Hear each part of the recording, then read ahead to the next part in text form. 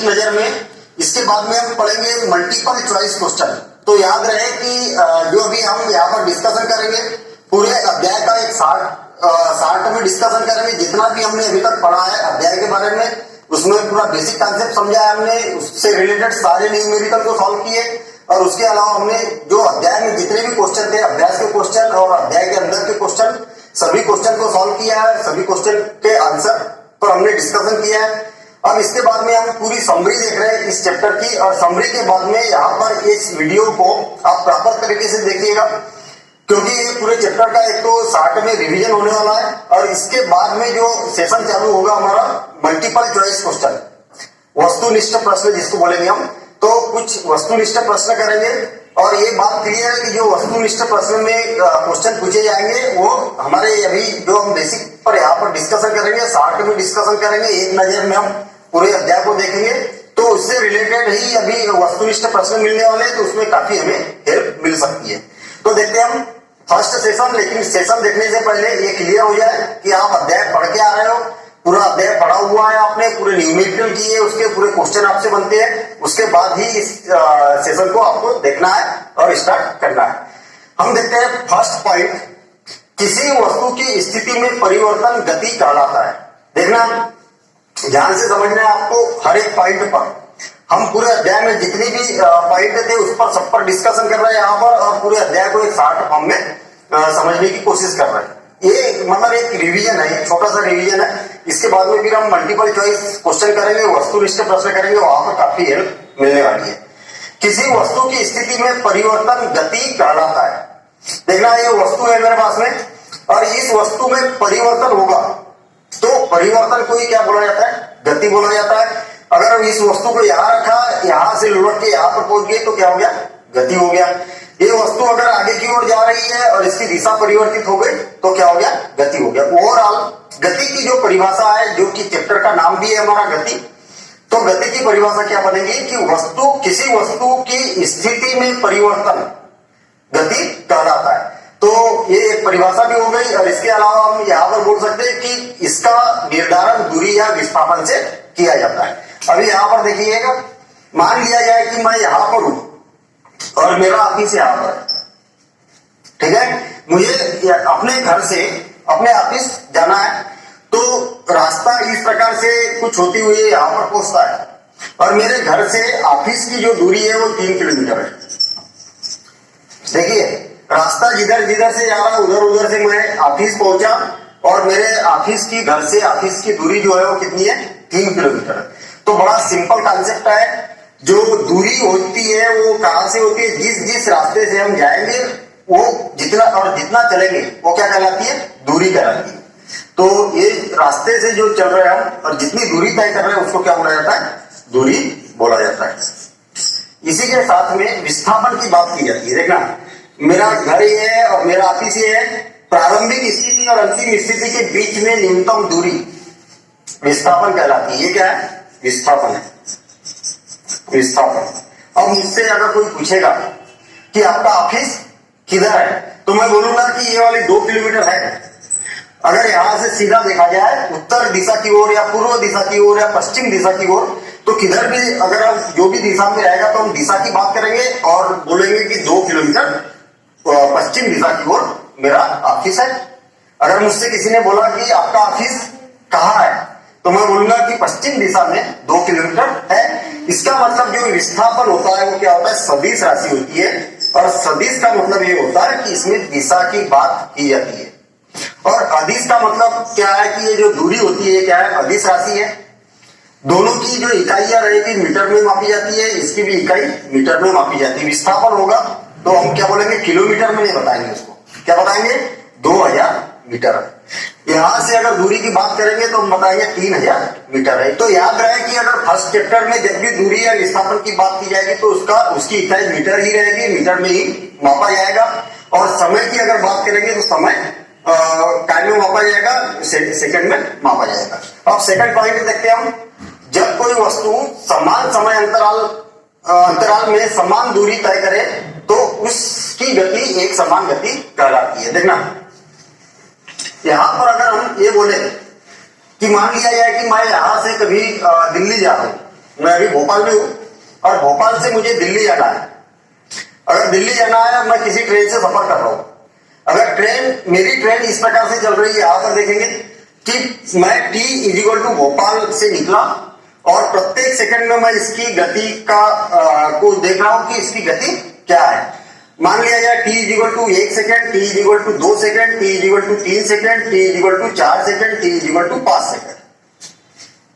ठीक, मेरी ट्रेन यहां से 10 मीटर चली पहले सेकंड में, दूसरे सेकंड में भी 10 मीटर चली, तीसरे सेकंड में भी 10 मीटर चली, चौथे सेकंड में 10 मीटर, पांचवें सेकंड में 10 मीटर। अगर मेरी ट्रेन प्रत्येक समय अंतराल में समान दूरी तय करती है,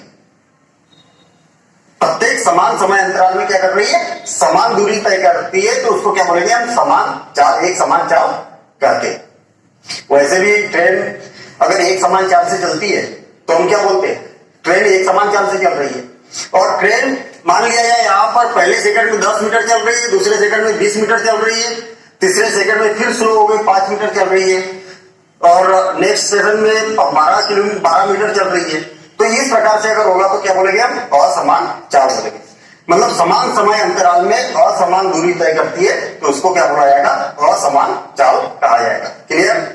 तो नेक्स्ट पॉइंट देखते हैं हम, जब कोई वस्तु समान समय अंतराल में असमान दूरी तय करे तो उसकी गति असमान गति होती है। देखिए समान समय अंतराल है, 1-1 सेकंड का समय अंतराल है, लेकिन जो दूरी तय कर रही है वो क्या है, असमान दूरी तय कर रही है, तो उसको बोलेंगे हम असमान गति बोलेंगे। इसके बाद नेक्स्ट पॉइंट देखते हैं हम, यदि किसी पिंड की गति का पथ एक सरल रेखा में हो तो सरल रेखीय गति कहलाता है। नाम से क्लियर है। अगर मान लिया जाए कि ट्रेन बिल्कुल सीधी जा रही है, एक सरल रेखा में जा रही है, तो हम क्या बोलेंगे, सरल रेखा में गति तो बोलेंगे। अगर आड़ी टेढ़ी जा रही है, वो अलग अलग इस प्रकार से रास्ते से जा रही है, तो हम क्या बोलेंगे, सरल रेखा में गति नहीं कर रही है। सिंपल है ना। तो सरल रेखा में गति अगर हमें पूछा जाए कि क्या होती है, यदि किसी पिंड की गति का पथ एक सरल रेखीय हो तो सरल रेखीय गति कहते हैं। नेक्स्ट पॉइंट, किसी वस्तु की प्रारंभिक एवं अंतिम स्थितियों के बीच की न्यूनतम दूरी विस्थापन कहलाती है। अर्थात वस्तु की स्थिति में एक निश्चित दिशा में हुआ परिवर्तन विस्थापन कहलाता है। देखना, अभी तक हमने दूरी की बात की थी, अब यहां पर विस्थापन की बात की जा रही है। मैं अपने घर से ऑफिस के लिए निकला और इस प्रकार से ऑफिस पहुंच गया।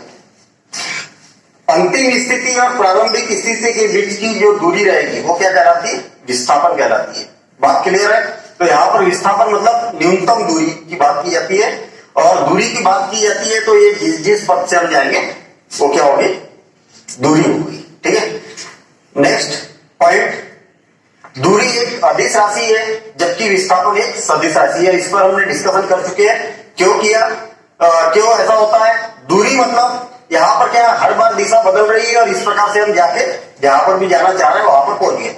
लेकिन विस्थापन में क्या होता है, एक निश्चित दिशा होती है कि ये अंतिम बिंदु प्रारंभिक बिंदु से किस दिशा में है, स्थित है, इसलिए इसको सदिश राशि बोला जाता है। विस्थापन सदिश राशि है जबकि दूरी अदिश राशि होती है। नेक्स्ट पॉइंट, गतिशील वस्तु द्वारा तय की गई दूरी कभी ऋणात्मक अथवा शून्य नहीं होती है, जबकि विस्थापन ऋणात्मक हो सकता है या शून्य हो सकता है। देखिए एक इंपॉर्टेंट पॉइंट है और इसको समझना बहुत जरूरी है। मान लिया जाए कि वस्तु ऑलरेडी गतिशील है, ठीक है, ये वस्तु मान लिया जाए कि यहां से इस प्रकार से गति कर रही है और वो यहां तक पहुंच गई है। कितनी दूरी तय की, इतनी दूरी तय की। कितना विस्थापन हुआ, इतना ही विस्थापन हुआ। ठीक है, दोनों धनात्मक, दूरी भी धनात्मक और विस्थापन भी धनात्मक।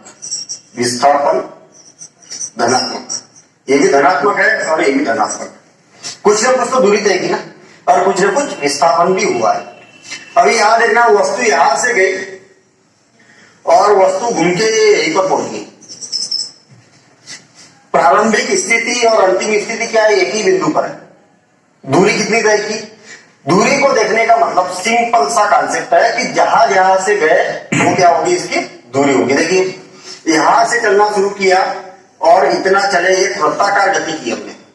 और वृत्ताकार गति करने के बाद में कितना चले, तो वृत्त के परिधि के बराबर। हमें मालूम है कि ये जो होती है, क्या होती है, वृत्त की परिधि होती है, और इसकी अगर हमें त्रिज्या मालूम है तो दूरी कितनी होगी, 2 पाई r होगी, 2 पाई r होगी।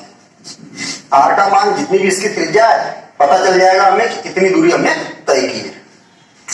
विस्थापन क्या हुआ, विस्थापन इस केस में क्या हो गया, शून्य हो गया। क्यों, क्योंकि प्रारंभिक स्थिति और अंतिम स्थिति के बीच में 0 दूरी है। ठीक है। अच्छा, यदि मान लिया जाए मुझे इस बिंदु पर जाना है, यहां पर मेरा ऑफिस है और यहां पर क्या है, घर है मेरा, यहां पर घर है, मुझे यहां से ऑफिस जाना है, लेकिन मेरा ऑफिस है यहां से 2 किलोमीटर सीधा सीधा, लेकिन मैंने क्या किया, इधर पहुंच गया 1 किलोमीटर। दूरी तो तय की है, यहां से 1 किलोमीटर की मैंने क्या किया, दूरी तय की है, लेकिन हुआ तो उल्टा काम ना। मुझे जाना था ऑफिस के लिए इधर, विस्थापन हो गया उल्टी दिशा में। मुझे जाना था पश्चिम में और चला गया पूर्व में, मुझे जाना था पूर्व में, चला गया पश्चिम में।